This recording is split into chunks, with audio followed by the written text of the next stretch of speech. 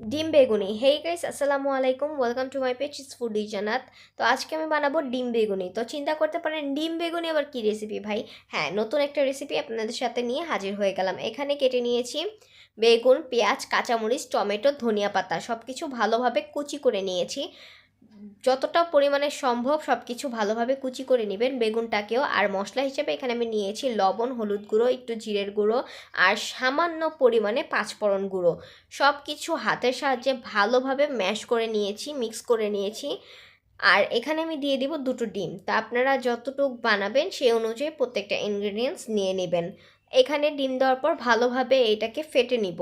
এটা খুবই মজাদার একটা খাবার। আমি ফার্স্ট টাইম ট্রাই করলাম আর আমার কাছে বেশ ভালো লেগেছে। শুধু আমার কাছে না, আমার বাসার সবার কাছে এই জিনিসটা ভালো লেগেছে। এভাবে একবার বাসায় বানিয়ে খাবেন, এটার ফ্যান হয়ে যাবেন। তো আমি এখানে কড়াইটা গরম করে নিয়েছি, এর মধ্যে তেল দিয়ে হাফ ব্যাটার দিয়ে এটাকে ঢেকে রেখেছি, যাতে ভিতরের কাঁচা ভাবটা না থাকে আর বেগুনটাও সিদ্ধ হয়ে যায়। এরপরে উল্টিয়ে পাল্টিয়ে ভেজে নিলেই হয়ে গেল আমাদের ডিম বেগুনি ভাজা।